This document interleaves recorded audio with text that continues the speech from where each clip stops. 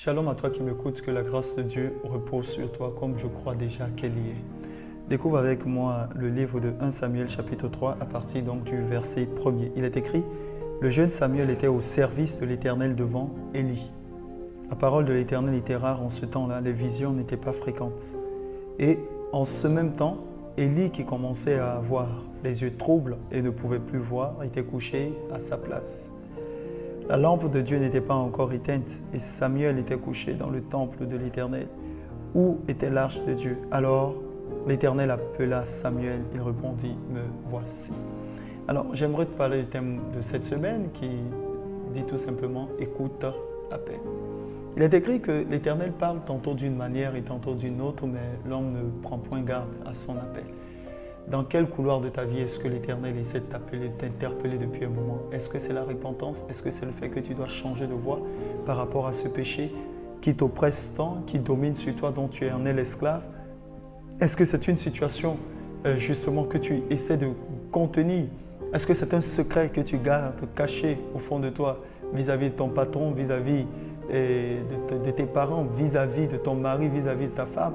Est-ce que tu n'aimes plus ton mari et puis tu as honte de le lui dire alors qu'entre-temps, tu es en train d'entretenir une relation ailleurs? Est-ce que tu n'arrives pas à avoir le courage de dire à ta femme que tu ne l'aimes plus? Est-ce que de façon égoïste, tu es en train de vouloir garder au fond de toi que tu n'aimes pas ta femme, mais tu la gardes par orgueil ou tu la conserves par orgueil? Ou est-ce que tu es en train de vouloir garder ta femme parce que au fond de toi, tu ne veux pas lui dire véritablement que en fait, tu n'aimes plus les enfants, ou tu ne veux pas d'enfant, mais bien elle, tu ne veux pas la perdre, c'est égoïste de ta part. Écoute l'appel de Dieu, sois honnête, sois intègre et sois juste.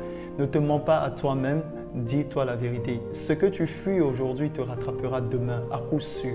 Alors, je suis en train de t'interpeller. Écoute l'appel de Dieu, écoute la voix du Saint-Esprit, écoute les orientations que le Saint-Esprit est en train de te donner. Va, fais l'effort, confesse-toi, abandonne justement cette voie perverse que tu adoptes. Tu te crois plus intelligent, plus malin, plus rusé que les autres. Laisse-moi te dire malheureusement que bientôt tu cours à ta perte et tu tomberas dans ton propre piège. Si tu te penses être plus rusé que quelqu'un, eh bien, le mal que tu es en train de poser, les actes que tu es en train de faire retomberont sur toi demain. Écoute l'appel de Dieu et ressaisis-toi. Dieu t'appelle dans le couloir à le servir, n'hésite pas. Ne remets pas à demain ce que tu peux faire maintenant. Beaucoup de personnes traînent. Quand Dieu les appelle à le servir, ils trouvent des prétextes. D'autres personnes n'ont même pas le courage de mettre Dieu avant. Il est écrit dans les Saintes Écritures, au commencement Dieu. En d'autres termes, Dieu d'abord. Eh bien, si ton travail passe avant Dieu, tu es un criminel, tu es un meurtrier. Si tes affaires, tes opportunités financières, matérielles, intellectuelles, professionnelles, sentimentales et même spirituelles, même les dons spirituels passent avant Dieu, eh bien, laisse-moi te dire que tu es un idolâtre. Alors, répands-toi et reprogramme la direction de ta vie. S'il te plaît, mets le cap sur la bonne direction. Écoute l'appel de Dieu. Il a un message à te communiquer. Il a quelque chose à te dire. Ne perds pas ces opportunités, s'il te plaît. Je prie le Seigneur que cette semaine qui débute soit une semaine de nouvelles résolutions pour toi.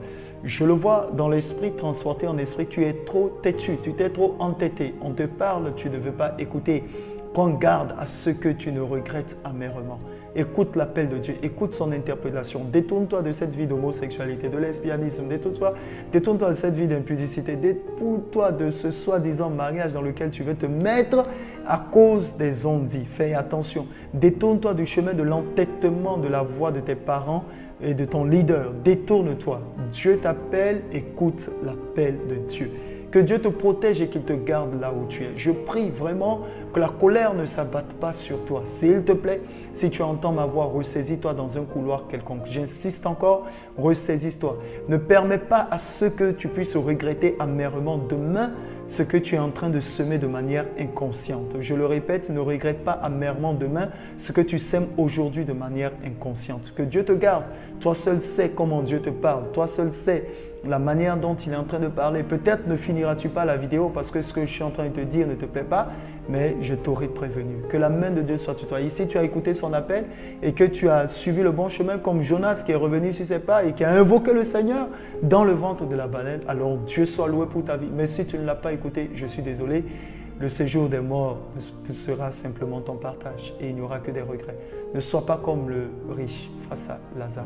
Que Dieu bénisse ton âme, qu'il bénisse ta vie. Ce message est très important. J'espère, pour ma part, que tu feras le bon choix. J'espère que Dieu pourra compter sur toi cette fois-ci. Ça fait longtemps qu'il t'a appelé.